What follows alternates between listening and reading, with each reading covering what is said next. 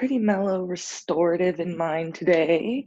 What you're gonna need is some blankets, a strap, and some blocks, or the blocks can be replaced with a ledge or a wall. Just really looking to get some height in a couple of different poses that we'll be practicing today. But to get started, we'll sit on some blankets or some height so that you can sit up tall comfortably and set the other props aside.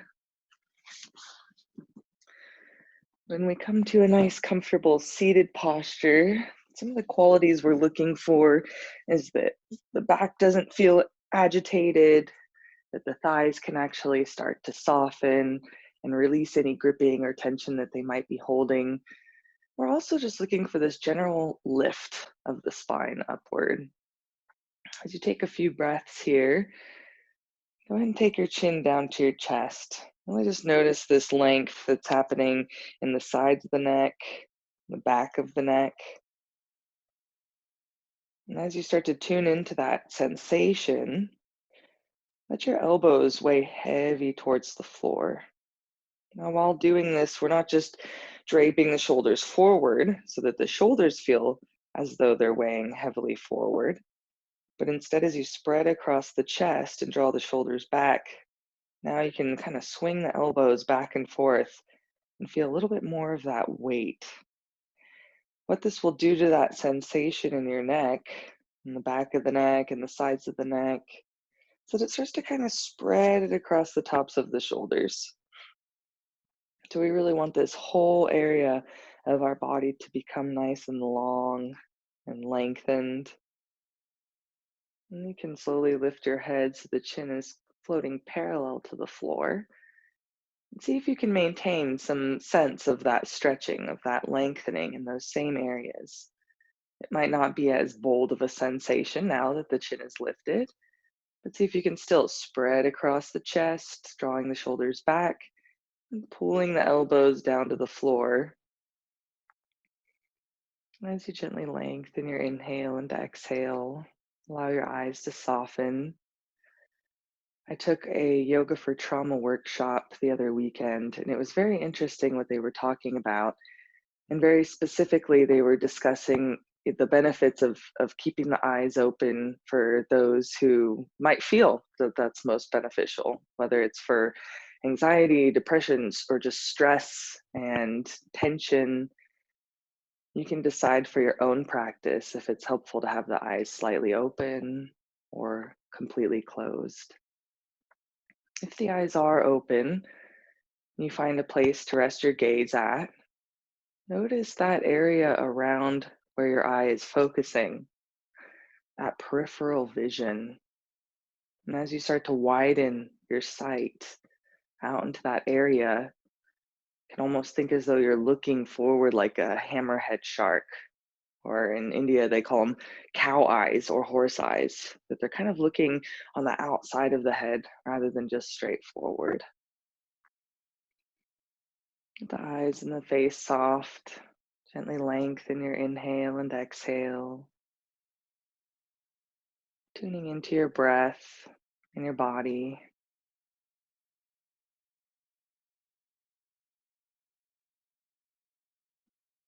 On your next inhale, bring the hands together in Namaskar prayer pose. With the elbows slightly lifted, wrists resting at the base of the rib cage, with the thumb stretching up towards the sternum or the center of the chest. Notice how that lift of the elbows and gentle pressure of the palms add some slight muscularity so that you can roll the shoulders back with another different angle of effort and mindfulness in that spread across the chest. And as you become more aware of your body, think about what's happening in that back of the neck area. If you can feel that stretch across the tops of the shoulders and sides of the neck still. We'll start class today by chanting 3 ohms together as a group. Let's start with an inhale.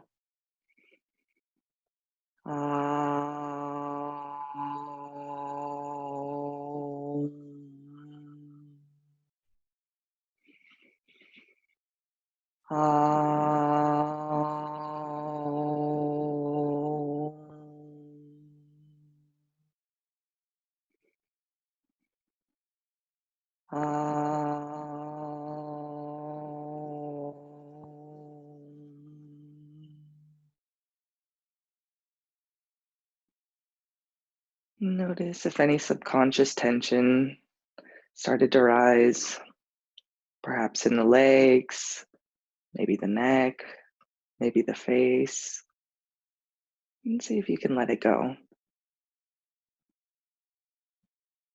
As you inhale, keep the chest lifting, collarbones spreading as the shoulders roll back.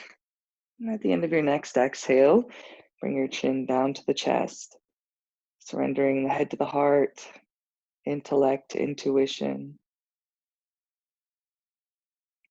And then release the hands to the thighs. Slowly lift your head and open the eyes. Notice which leg is closest to you. We'll switch the cross of the legs. I'm sitting in Sukhasana, sweet or easy pose today. Now I'll just kind of brief you on where we're headed and then we'll do together. We're gonna start taking the hands alongside the hips. We're gonna do a couple little neck rolls here. We're really just rolling this 180 degrees forward from the shoulders, so we're not taking the neck back.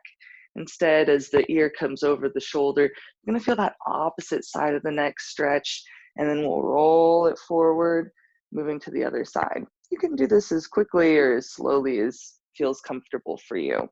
And then we'll bring the chin down to the chest, get the shoulders pulling back, and then slowly lift the head, trying to keep that drawing of the shoulder blades down the spine. Okay, let's do this together. So taking the fingertips along the sides of the hips, as you bend your elbows back to the wall behind you, notice already here if the shoulders are a little bit more tense on the tops of the shoulders, or if you can actually start to lengthen and soften that muscle at the very top of your shoulder near your neck. You can almost feel like the nape of the neck starts to lengthen down towards the floor. And take your chin down towards the chest. You're going to roll your head over so the left ear is over the left shoulder. And then you'll go to the other shoulder, right ear over the right shoulder. And now as we move forward, you can just rest and hold as long as you would like from one side to the other. But notice if the shoulders are responding to this movement. Sometimes the shoulder that we move away from might start to lift and tense up with the stretch. Sometimes it can be even a little bit tender. And see if you can just soften that area. Soften in the sense that there can be some length, some letting go of that tension that might be holding on. And with every inhale and every exhale, notice if the chest is dropping or how the rest of the body might be responding to so much focus on the neck. Can you still keep a little bit of an intent and awareness in how you're lifting the chest, rolling the shoulders back, softening the eyes and the face. And then during these last few moments, try to focus on your inhale. Prana is known as breath, but the same word is also described as life force in Sanskrit. And in general, it's thought that it's not just breathing oxygen or air, but we really are breathing in a life force as we inhale and exhale. And often we can use this life force to create space, to create openness, to soothe different areas of the body. So you can kind of think of this concept as you inhale and exhale into the tenderness of the neck. And then bringing the chin in line with the chest before lifting the head up. And bring the hands to the thighs, and we're going to move into Parvatasana, little mountain pose. I think we can do this together. So as we lace the fingers together and press the palms away, now we're adding a little bit of a different dynamic to the arms and to the shoulders. Notice already if the arms and shoulders have responded. We understand the form that we want, shoulders back, sides of the neck long. So see if you can integrate that into this pose now while moving the arms into a different direction. And we'll take the arms up and overhead. If you start to notice that there's any tenderness, tension, pinching, or discomfort in the shoulders or the neck, you can go ahead and pause that raising of the arms. Really focus on trying to keep this spreading across the chest, with the arms straight. Now, some of you might be ready to take the arms all the way up and overhead as you squeeze the elbows in towards each other, pressing into the heels of the palms. Bring your chin down to the chest, creating some length in the back of the neck. It also can give you some feedback on what's happening in the shoulder blades. Since we want that area of the neck long, taking the chin forward can work as a little bit of an anchor to draw the shoulders away from the ears. And then lift your head, bring the hands down. Notice which pinky is on the loose end, and we'll switch the grasp of the fingers, pressing the palms away. With the arms straight, take the arms up and overhead. Whichever height the hands move to, focus on straightening the arms, and take your chin down to the chest. As you gently lengthen your inhale and exhale, breathe into the sides of the rib cage.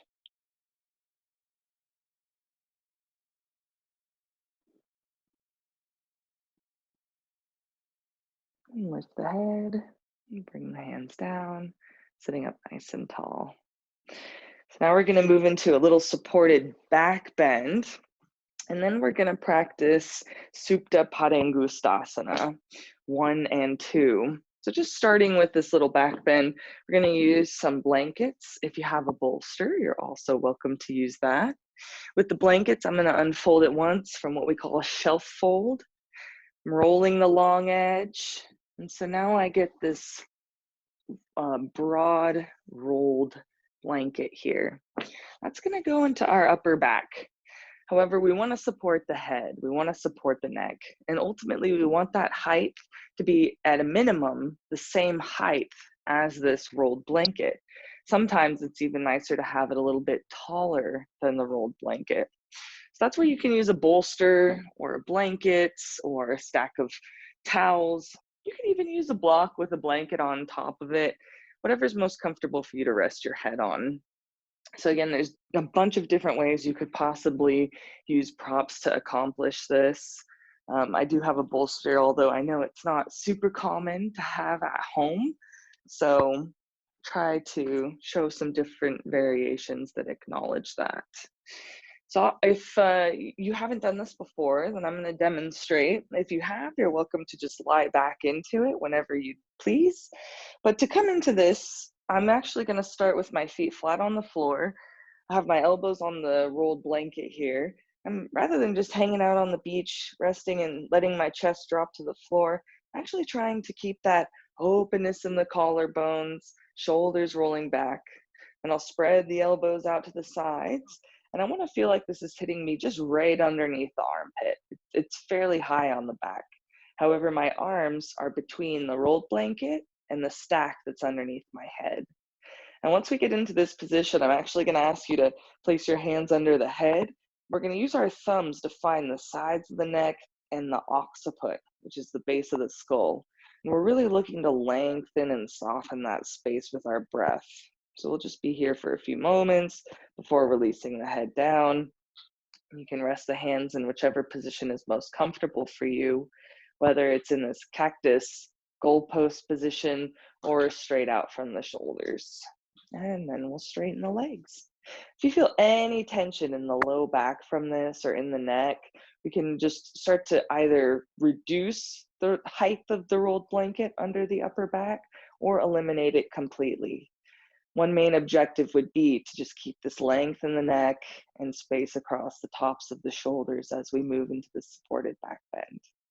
And then to come out, bending the knees, you can roll to the side, you can come up and remove that rolled blanket out of the way, you can take a few breaths on your side, and then we'll come up and I'll show where we're headed after that. Okay? So I hope that that was enough time for you to prepare your props and get an idea on some key points of this supported back bend. Let's go ahead and move into it together. So with the feet flat on the floor and the knees bent, you can bring your elbows to that rolled blanket stack.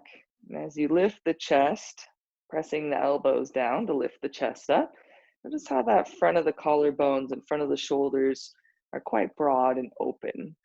And as you spread the elbows off to the side, feel where the rolled blanket is hitting you in your upper back. Just try to build a sense of where that is.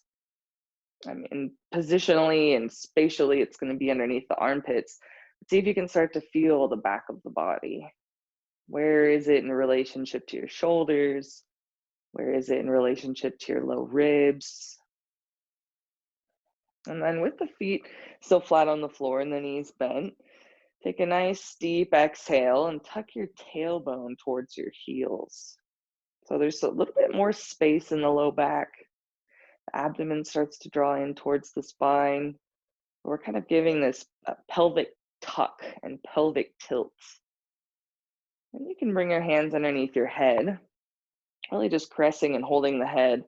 Use your thumbs to find where the top of your neck meets the base of your skull.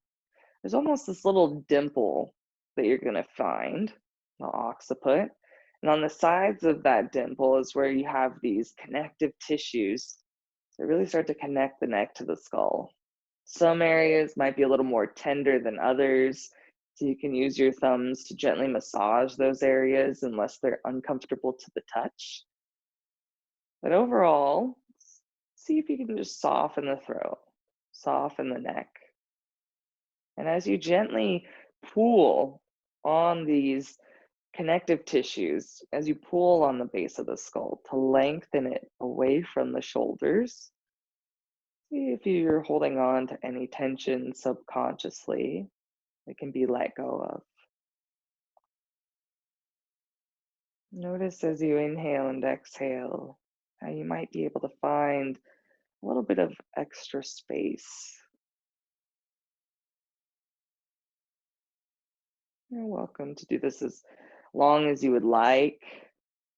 And once you're finished, you'll start to pull the hands out from underneath your head towards the top of the head, and then bring the hands to the floor.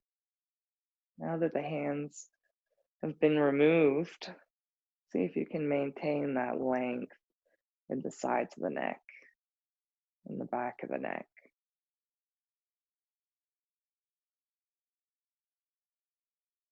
Now, when straightening the legs, it's important to keep that pelvic tilt or pelvic tuck. You can straighten one leg at a time. If there's ever any discomfort in the low back or anywhere in the back for that matter, you can return to having the knees bent and feet flat on the floor. Depending on how the health of your back is and the mobility of your spine might change how comfortable these postures are, and also changes what level of support we need to provide muscularly. So often when the low back is quite tender, we'll keep a little bit of activity in the legs, pressing the heels down to the floor with the toes pointing up towards the ceiling, encouraging that tuck of your tailbone towards the heels. But some that are, fairly comfortable in these postures, you can let go of the effort in the legs. As you let go of everything, everywhere, try to focus on how your breath is filling the rib cage, filling the lungs. Just notice where the breath is flowing or where those sensations might be most noticeable.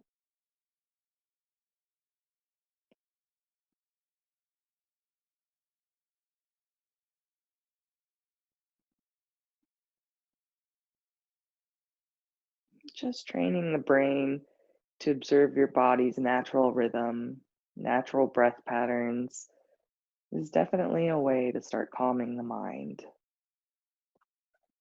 If you feel comfortable doing so, you can even start to lengthen and slow the pace of your inhale and exhale. This is known to calm the nervous system, slow the heart rate down.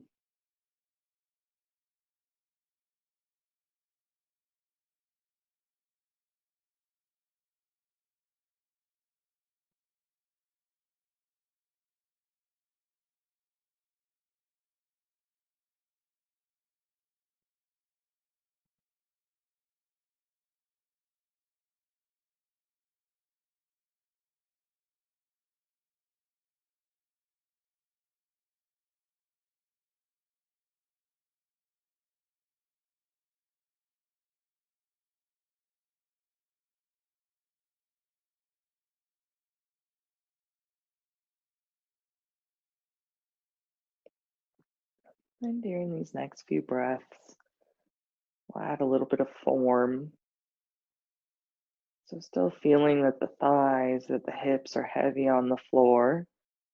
As you inhale, give a gentle lift and length in the chest and in the spine.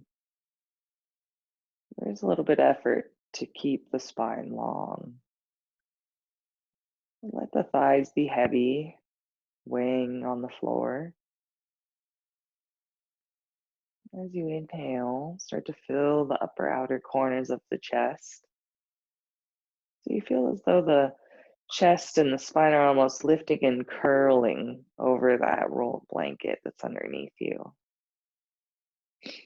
As you do this, just observe if the neck is integrated any tension as a response.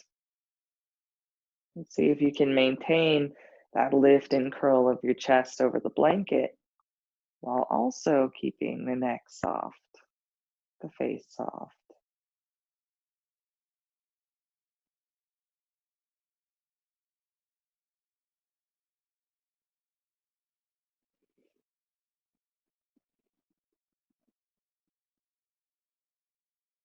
And then to come up, you can bend the knees with the feet flat on the floor. Roll to your side. Remove the rolled blanket out from underneath you. And just rest here on your side for a few breaths.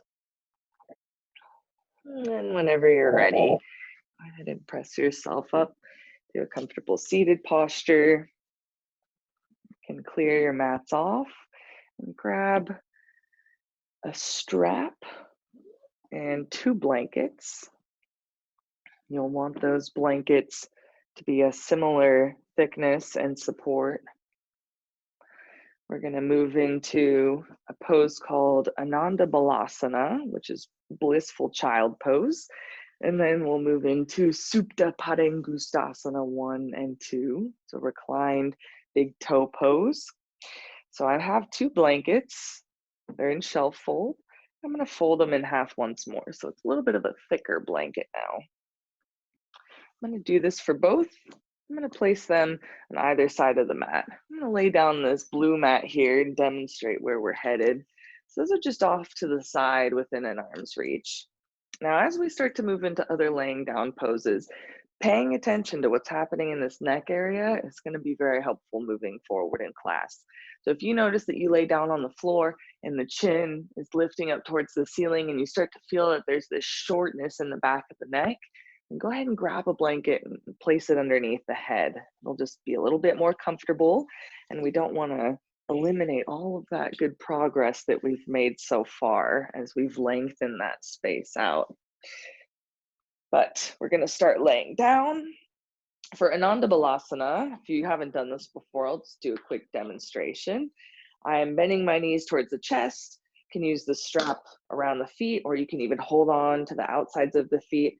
But the main thing that we want, number one, is that the heels are over the knees.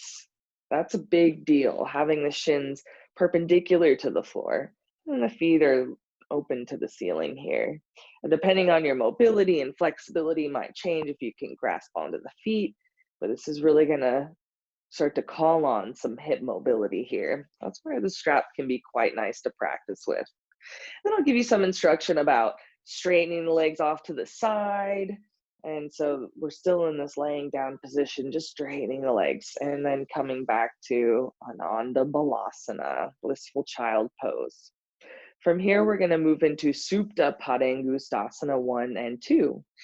I have my strap, my feet, or my legs are straight with my heels above my hips. I'm going to remove my right or left leg out, right leg up. Then I can pull the support close to my hip. So that blanket that was off to the side goes against the hip. And then I take that leg off to the side.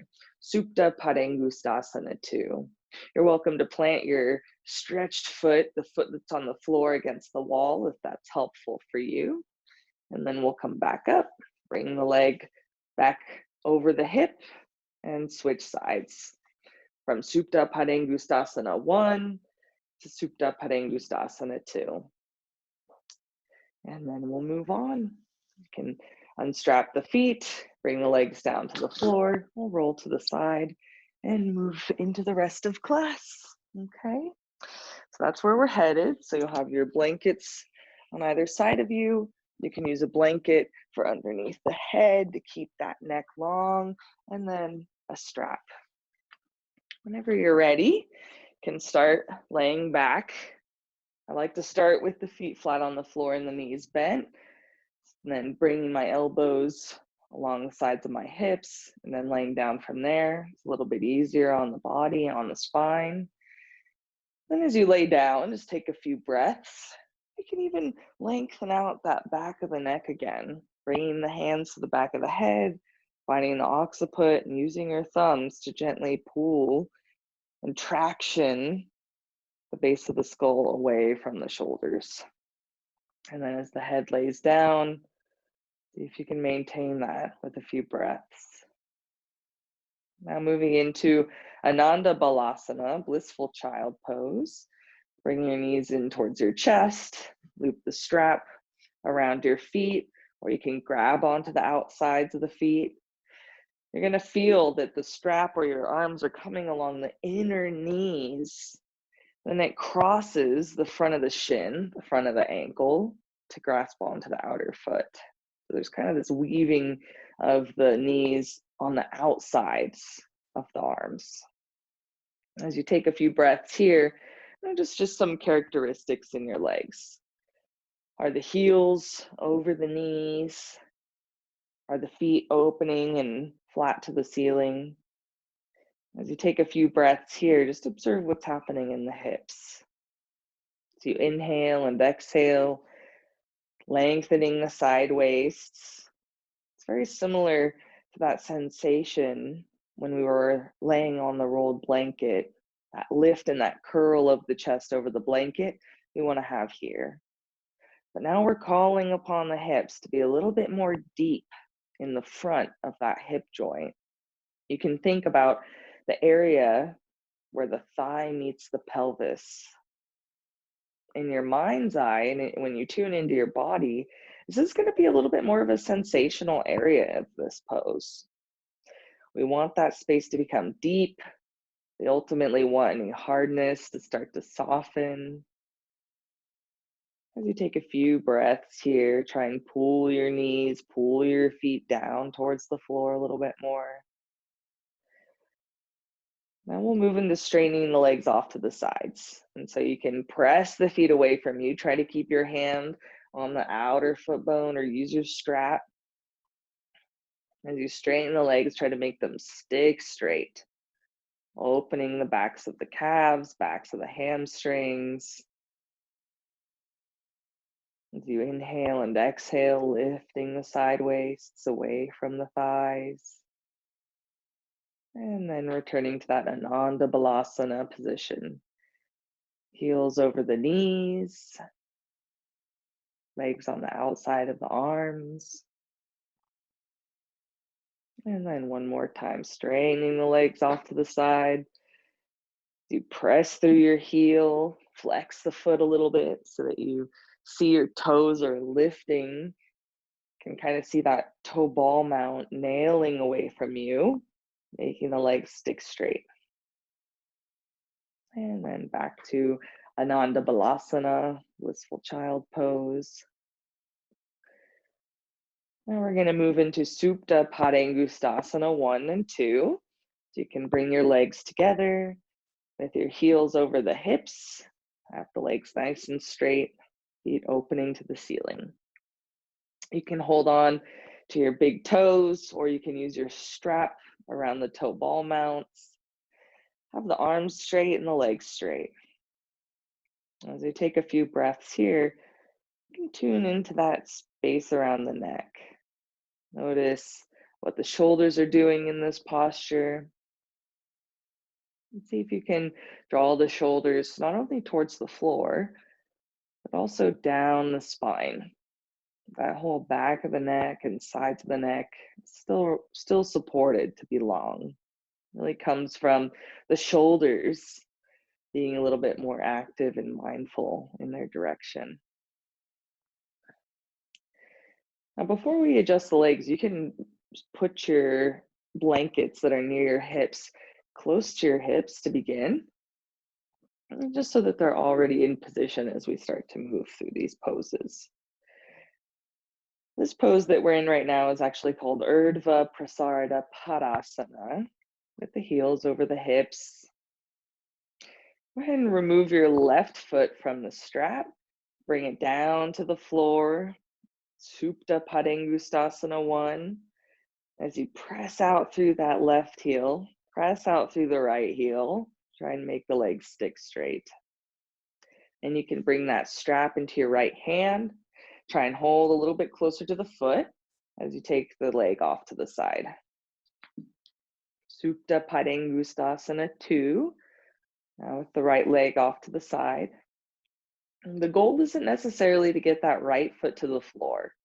Instead, what we're wanting to feel is though the left side of the body can be firm to the floor and the inner right thigh is stretching and lengthening away from the body. So in order for this to become a hip opener, we have to have this left side of the pelvis anchored so that that right side of the hip can start to open away from that anchor.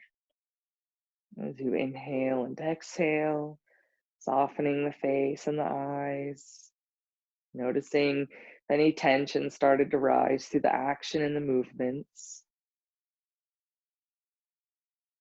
And then bringing that leg back up to center, lifting the left leg up. And now we're back in Urdhva Prasarita Padasana. Taking the right foot out of the strap. Bring the right leg down to the floor. As you press out through the heels, straighten the legs. And you can place that strap in your left hand and see if you can hold a little bit closer to the foot as you take the left leg off to the side. Generally, as we take the leg off to the side, it's a different rotation in the hip. We can often hold a little bit closer to the foot than we might when the hamstrings are being stretched very actively in the other position, Supta Padangustasana 1. Now that that left leg is off to the side, we're looking to anchor the right hip down, right side of the body is firm to the floor, so that you can lengthen that inner left thigh, that inner groin. As you press your inner heel, both of the inner heels away from you, see if you can feel how that whole inner thigh, inner knee area starts to lengthen away from the pelvis.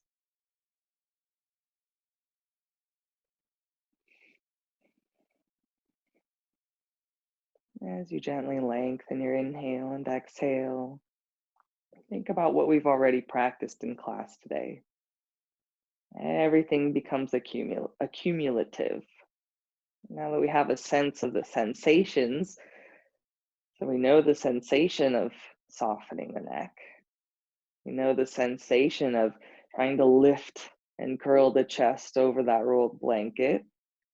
How can we incorporate those here in this pose? Well, the limbs might be doing something else. And then bringing that leg back to center, right leg up. We'll do each side one more time. The left leg comes out of the strap, down to the floor for Supta Padangustasana 1. The legs nice and straight. Place the strap into your right hand and then take it off to the side. Smooth, steady inhales and exhales. There's a little bit of activity in the lower body, so in the legs and the abdomen. See if you can soften the neck and the shoulders while the rest of the body might implement some effort. And then bringing that leg back to center. Left leg comes back up. And taking the right foot out of the strap, bringing it down to the floor for Supta Padangustasana 1, reclining big toe pose. And then place the strap into your left hand. Hold as close to the foot as you can. And take that leg off to the side. You take a few breaths. Just observe your body as an entire unit. Observe what areas stand out to you the most in this pose.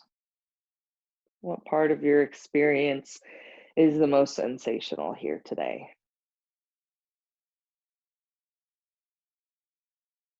And then coming back up to center, lifting that right leg up, Urdhva Prasarita Padasana. Then you can bring your knees into your chest, feet to the floor, taking the right arm up and overhead so you can roll to your right side and come to a comfortable seated posture whenever you're ready. We're going to sit and take the legs wide. We will be using, or we will be moving into a couple of forward bends. So you're going to want some blocks to be nearby. So blocks, blankets to sit on. This is what we're going to start with. Now, as we move into different positions with the legs, often we'll sit with the blanket, the edge of the blanket, right, just pointing straight forward. But consider adjusting your blankets so that you're sitting on the corner of the blanket stack. I'm gonna go ahead and remove one of these. As you sit on the corner of the blanket stack, it almost mimics more of a bicycle seat. So the pelvis is supported, the sit bones are supported, and as the legs hang off the side, they're a little bit more free to move without being interrupted by the blanket. So as we shift and move into different positions with the legs, then that is something that's helpful to consider. Now, what we're going to practice can also be practiced while sitting on a chair. You can use some different support if that's more comfortable than sitting on the ground. But we are going to get started seated with the legs wide. So if you are sitting in a chair, there might be a little bit of a bend in the knees, looking to keep the heel and the knee in line with each other as we start to open up this inner thigh again. So just like in Supta Padangusthasana 1 and 2, we felt that stretch in the inner groin. That's what we want to feel here as well. Upavista Konasana, expanded angle pose is what we're in now. Taking the legs wide, sitting up nice and tall. Go ahead and bring your hands next to your hips and behind you. Very similar to what we were doing earlier. We'll do a couple of neck rolls here. So taking the chin forward. And as you take a few breaths, you can move at your own pace with this. Taking the head from side to side. Noticing how the neck is feeling as we've moved forward in class. Is anything different? Observing how the shoulders, how the chest is responding to that stretch in the neck. Seeing if you can keep the shoulders moving back and down the spine as you do these neck rolls and lengthen the sides of the neck. And then we'll bring the chin back to the center of the chest. Slowly lift the head and open the eyes. We're going to move into a twist. So before you move into your twist to the left, think about what's happening in the chest while the hands are behind your hips. We have this broadness across the collarbones, really that front of the shoulder area. As you start to twist to the left, just observe what's needed to maintain that. Often what happens is that left arm that's still behind us, it can still implement it, right? It has that awareness. However, this right arm that's coming around often will twist from our shoulder moving forward. Instead, you can keep even the hand on that hip to draw the elbow back, but see if you can drive this twist with your rib cage. So now the right ribs are turning forward, left ribs are turning back. And as you do this, the shoulders are actually still moving to the back of the body. They're still drawing down the spine so that the sides of the neck can be nice and long. Then you can just do a little forward bend over that left leg if you feel comfortable doing so. Thinking about the shoulders rolling back, chest lifting forward, so we're not bending super deep, but really focusing on keeping the neck long and shoulders rolled back. And then coming back up, moving to center. Hands are along the sides of the hips, and we'll twist off to the right. I have my left hand is still on this opposite hip here, so I can keep the elbow bent back and let it be a reminder that I want this front of the shoulder I'm twisting away from to still be open here. And instead, I'm trying to drive the twist with my rib cage. So now as we twist towards the right leg, the left ribs are moving forward, right ribs are moving back. And doing a little forward bend, so keeping the back of the neck long, shoulders pulling back. It's kind of like we're doing that little back bend over the blanket roll, but instead we're integrating a little more forward bend now. Smooth, steady inhale, and then come back up to sit. Now this next time that we practice, I'll just demonstrate really quickly. So we're gonna do what we just did, so twisting off to the left leg, but then instead I'm gonna take my right hand and I'm gonna fan it in front of me, and I'm gonna do a little side lean over my right leg now. So I'll demonstrate that again. Starting by bending over the left leg.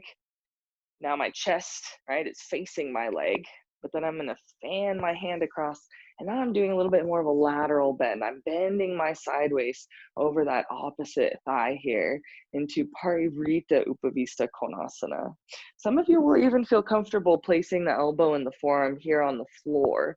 So you can decide if that forearm's best on the thigh, maybe even on a chair, or if you're ready to move it down to the floor. And we'll take a gaze up towards the ceiling and reach the left arm up and overhead. This is Parivrita Upavista Konasana. Then we'll inhale, come up to sit, and do the other side. Okay, let's go ahead and do this together. So shoulders are rolling back, bending over that left leg, taking a few breaths here. And then you can reach your right hand forward, fan it across the space in front of you. And then now we're leaning over our right leg sideways. And you can decide if that forearm's on the thigh or if you want to take it to the floor. But whichever position, try to lean back so your weight comes into your right hip. Press the heels down into the floor as you lift your chest up. And then reach the left arm up and overhead. You stretch the left fingers away from that left foot. Notice how that whole left side waist, even the left side of the spine, starts to get long.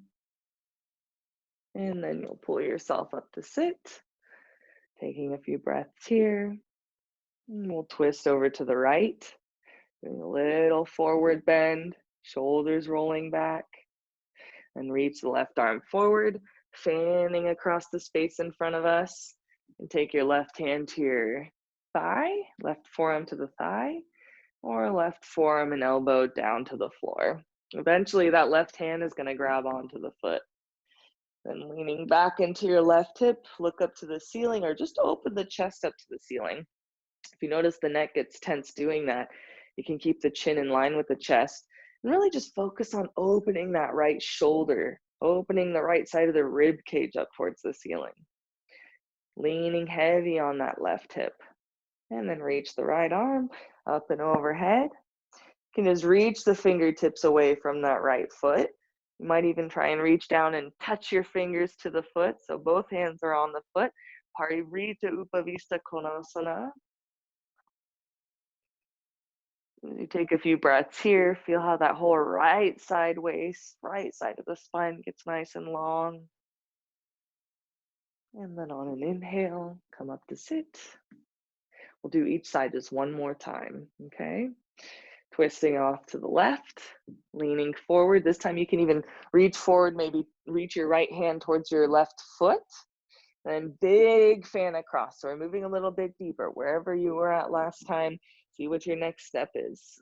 And twisting the rib cage up towards the ceiling, leaning over the right thigh. Take a smooth, steady inhale and exhale. Reach the left fingertips up and overhead. You lean back on that right hip, stretch through the heels. Lift the left side of the rib cage away from the thigh and breathe.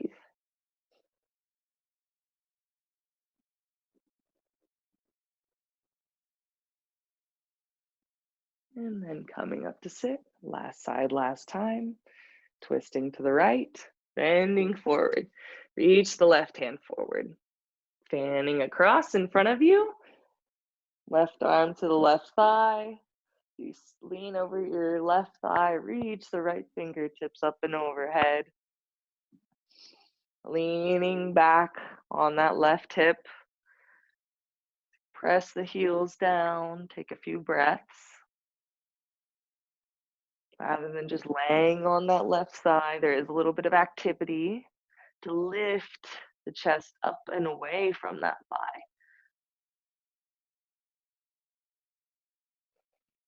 And then coming up to sit, sitting nice and tall, and lean forward.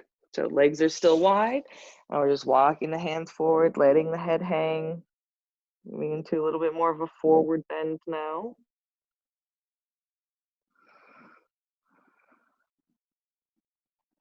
Taking a few breaths, you can decide what your maximum is today for this forward Upavista Konasana. If you're sitting on any props with the hips, try and keep your knees lifting off the floor slightly so the heels are really nailing down.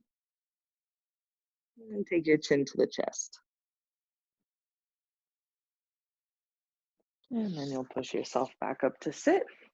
To come into Baddha Konasana, usually we'll just hook underneath the thigh and swing that foot in, but if the knees are ever tender, you can lift the backs of the tendons and connective tissues up, so the legs aren't working very much to do that. And knee goes straight up to the ceiling. You can pull your heel in towards the hip as long as it's comfortable, and then you take that knee out to the side when that joint has already been supported so that the turn comes in the hip. Often the knees will feel uncomfortable if there's any twisting or twinging in that knee, but as we come up with the knee up towards the ceiling, we're keeping that joint supported, so then when we take the leg off to the side, now my hip and my femur bone is what has to make that rotation happen. So now we're in Baddha Konasana, bound angle pose. You can sit here if you feel comfortable, lean forward a little bit. Think about having the shoulders rolling back as you take your chin down to the chest. And so notice this difference here is whenever we take the arms forward, it's easy to allow those shoulders to collapse, the collarbones to condense.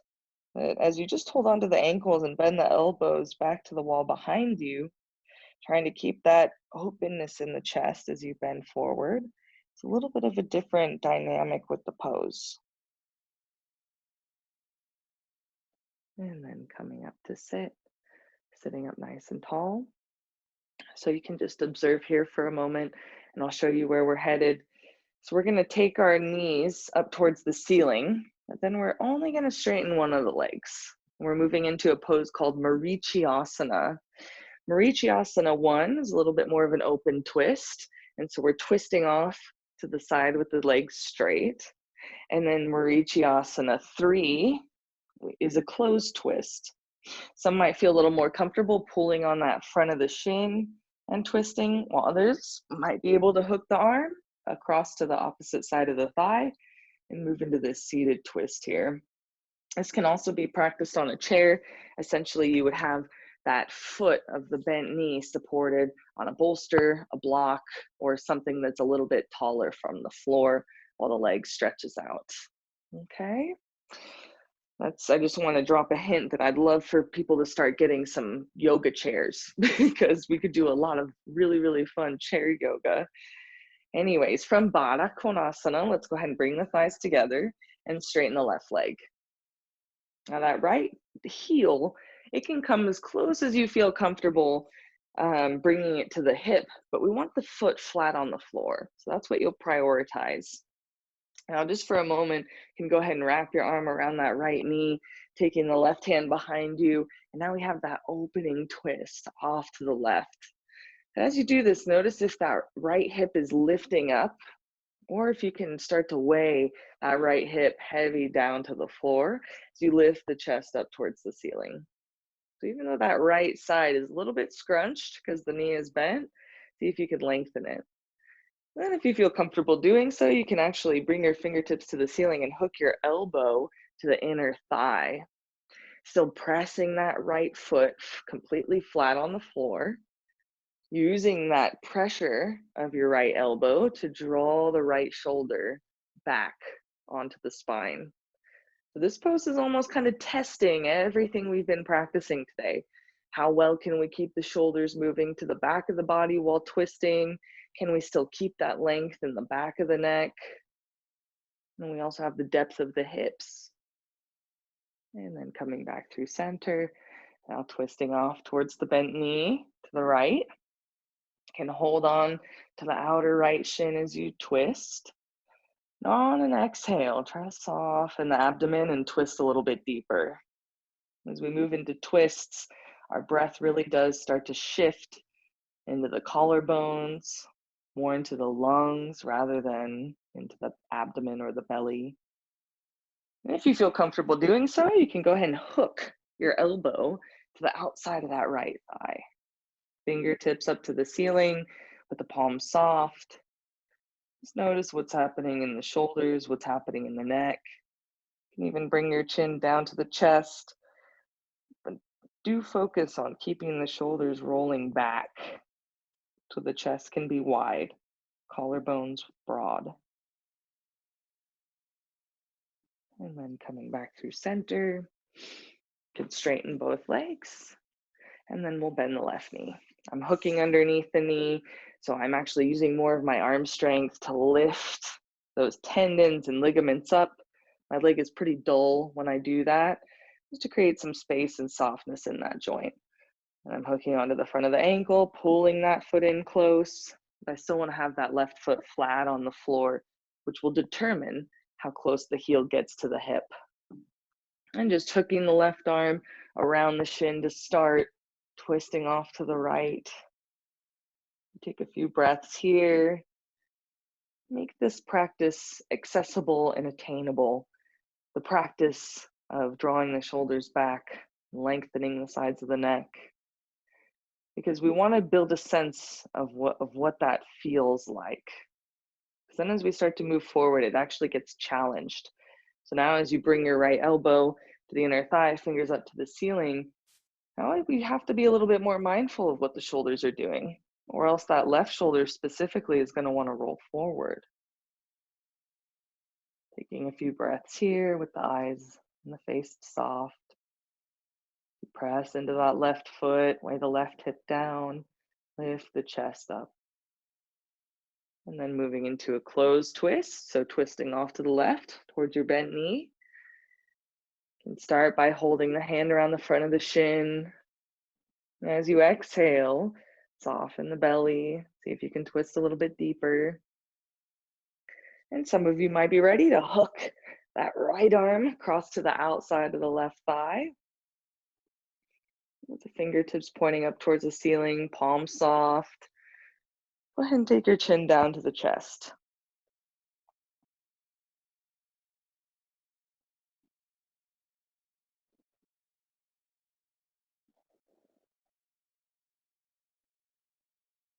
Just absorb which points have stood out to you most today and implement them here.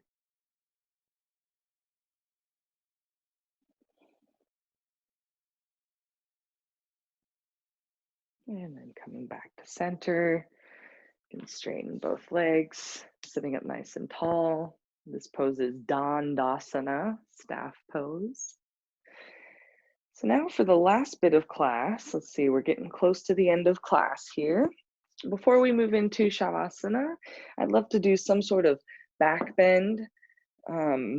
We're going to practice Setu Bandha Sarvangasana, so to form a bridge pose with a block.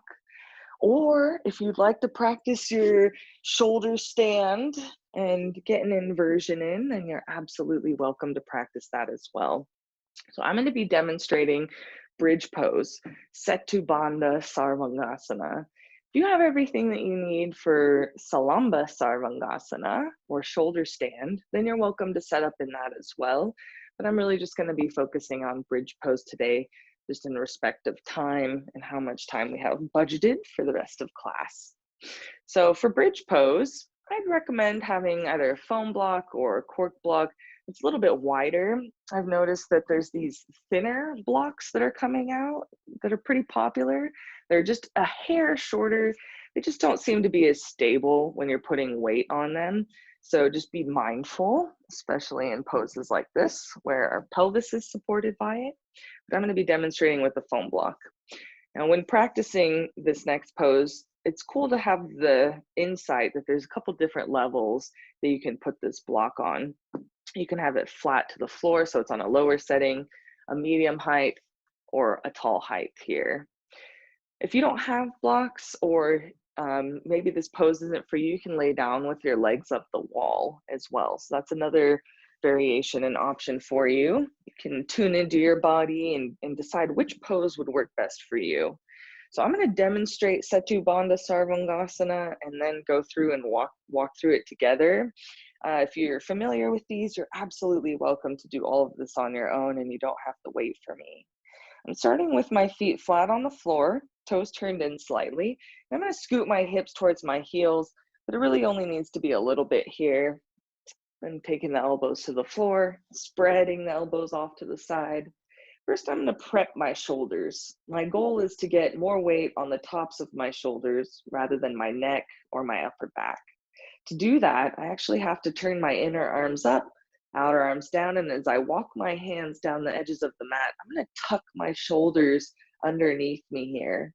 So this is like I'm creating my own significant back bend, just like when I had that roll in my upper back. But now I'm using my upper arms to muscularly create that same support. So I tuck the shoulders underneath me, chest gets really broad, and the sticky mat starts to hold my arms behind me.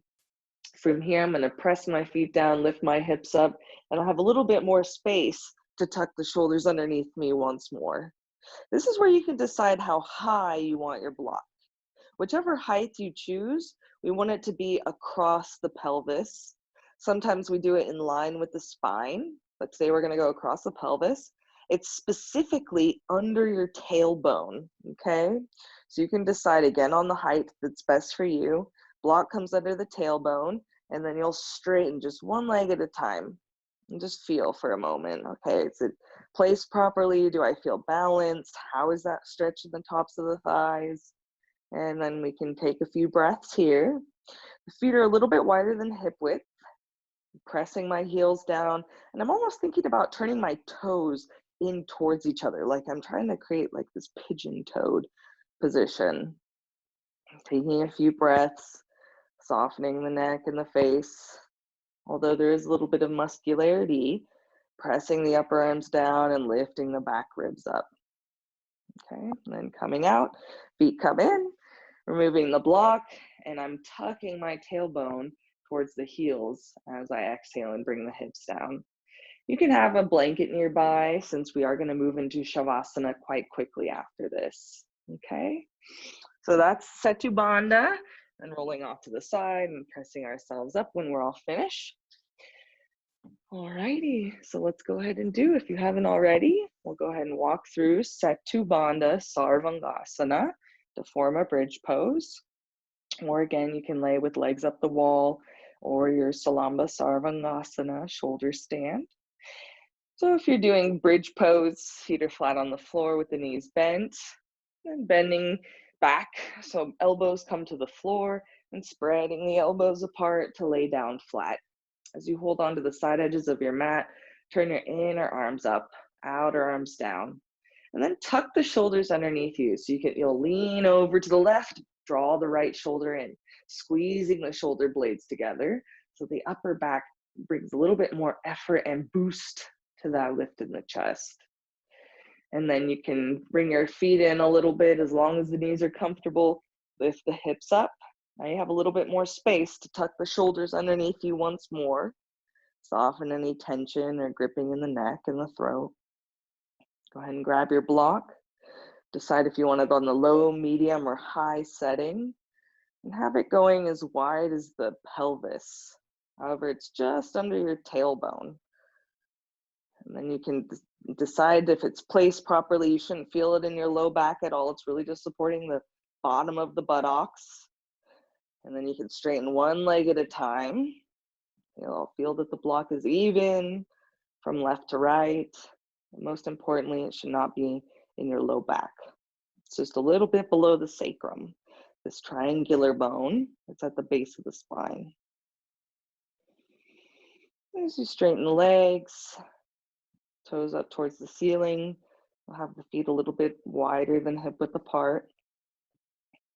Turn the toes in towards each other, so the whole inner thigh starts to turn down to the floor. As you take a few breaths here, soften the face, soften the eyes.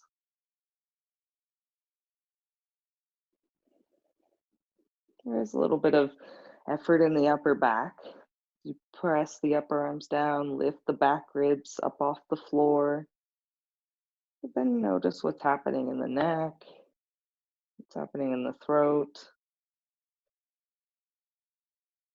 Identify that same lengthening sensation that you felt in the beginning of class when we were tractioning the neck, lengthening the back of the neck out.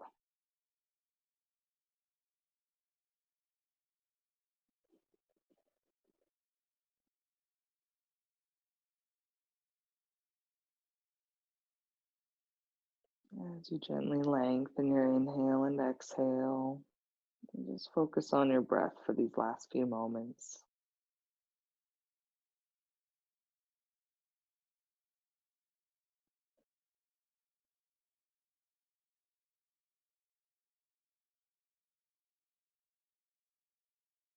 And then to come out, you'll bend the knees, bringing the feet back towards yourself, lift the hips up, remove the block, and bring the hips back down to the floor as you tuck your tailbone, lengthening the lower back. And then we'll lay down for Shavasana. You're welcome to just lay flat on the floor, or if you'd like a blanket underneath the head, you can go ahead and grab that and have that nearby. If you have support underneath the head, draw that support all the way to underneath the neck. The blanket under your head might graze or touch the tops of your shoulders, but let the shoulders be free from support. That blanket is very specifically just supporting the neck and the head. And as you take a few breaths here, just laying flat on the floor, observe your weight. It's resting on the floor. And as you exhale, start to let go any tension or action that the muscles might be holding on to.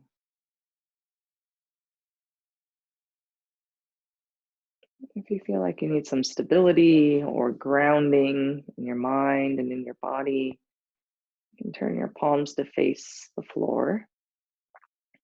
But if you're feeling quite open, giving, and receptive, then you can turn your palms face the ceiling.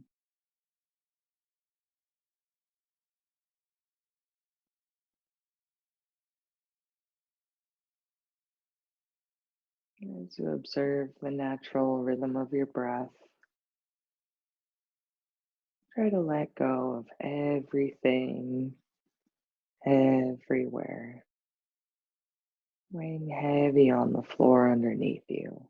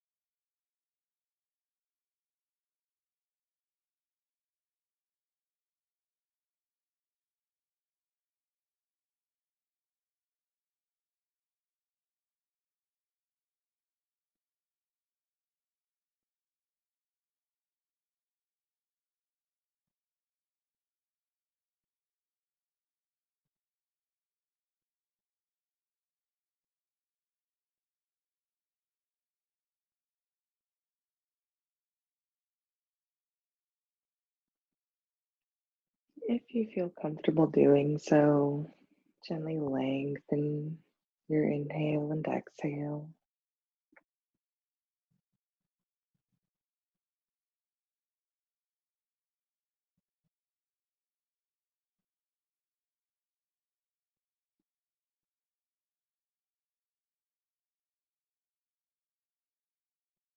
And as you exhale, let go of any subconscious tension that might have risen.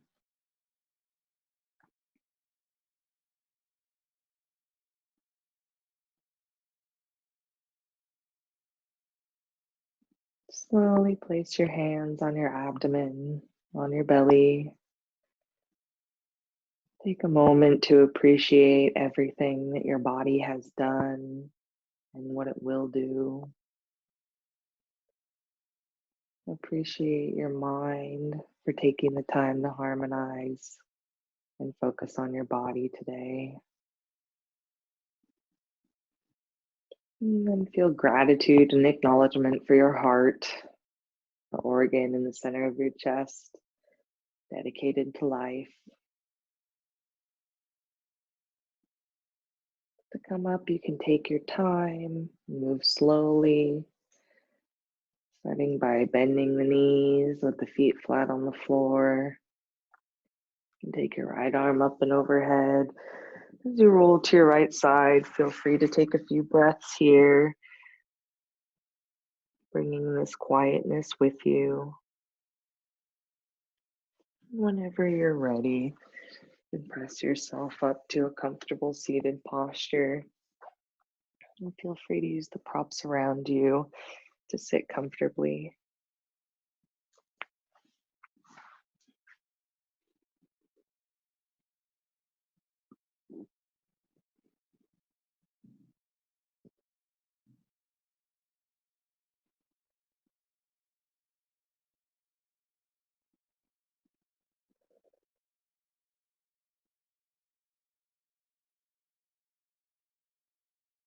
I appreciate you all for taking the time to practice yoga today. Thank you for taking the time to practice with me. Namaste. Well, thank you all for joining this morning. Really appreciate your presence. If you ever have any questions, feel free to reach out to me. But otherwise, I hope you all have a wonderful rest of your day and weekend.